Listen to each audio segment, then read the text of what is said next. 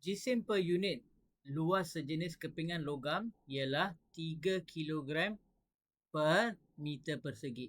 Bila istilah per ini digunakan, kamu perlu ambil kira jika sesuatu kuantiti dinyatakan seperti dalam senario ini per 100 cm persegi. Jika kuantiti itu tidak dinyatakan, maknanya ia adalah per 1 meter persegi dalam contoh ini. Now, nyatakan kadar ya dalam gram per 100 cm persegi. Maknanya kadar sudah diberi tetapi unit ukurannya adalah lain. Sekarang kita perlu tukar unit ukuran itu kepada unit ukuran yang baru. Jadi bagaimana kita lakukan ini? Salin kadar yang asal iaitu 3 kilogram per 1 meter persegi. Now, kita perlu tukar ni kepada unit ukuran yang baru. Apakah unit ukuran yang baru? Kita perlu tukarkan kilogram kepada gram dan kita perlu tukarkan meter persegi kepada sentimeter persegi.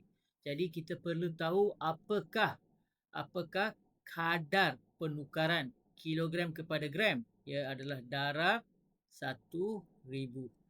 Dan 1 meter persegi kepada 1 sentimeter persegi adalah 100 darab 100. Nah, kenapa 100 darab 100? Sebab ia mengambil kira luas. Dan di sini 1 meter persegi maknanya kepingan logam itu adalah 1 meter by 1 meter. Jadi kalau saya tukar kepada sentimeter, maknanya bagi panjangnya adalah 100 cm, bagi lebarnya adalah 100 cm. Jadi sesuai 100 darab 100. Okay, now kita ungkapkan dalam unit yang baru iaitu 3 darab 1000 adalah 3000 gram per 1 darab 10,000 adalah 10,000 cm persegi. Tapi ini bukan jawapan akhir Sebab apa? Sebab kita perlu nyatakannya dalam gram per 100 cm persegi. Yang ini adalah 3000 gram per 10,000 cm persegi. Jadi apa yang kita buat? Kita permudahkan sajalah. Sifar dengan sifar boleh dihapuskan, sifar dengan sifar boleh dihapuskan. Jadi tinggal sekarang 30 gram per 100 cm persegi. Nah, soalan seterusnya ya. Ahmad ingin membeli aiskrim. Dia membandingkan bungkusan aiskrim daripada 3 jenama yang berlainan. So, jenama A, RM12. Untuk berapa? Kuantitinya adalah 500 ml. Jenama B, RM18. Untuk kuantiti 750 ml. Dan jenama C, RM3 untuk 125 ml.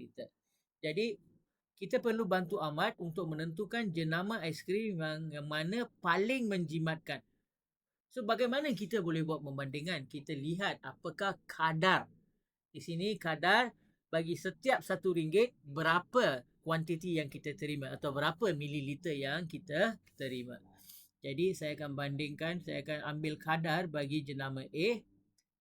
Jenama A kadarnya adalah 500 ml bahagi dengan 12 RM12. Okey. Jadi untuk menjadikan RM12 kepada 1 unit, saya perlu bahaginya kepada 12 bahagi 12. Jadi 500 pun saya kena bahagi dengan 12. So apakah 12 bahagi 12? 12 bahagi 12 adalah 1. Jadi kita dah berjaya menyatakan kadar ini kepada 1 unit.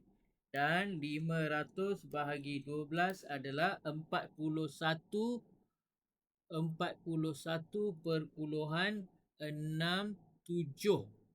mililiter kepada dua tempat yang kepada dua tempat perpuluhan Okey. Kadar B.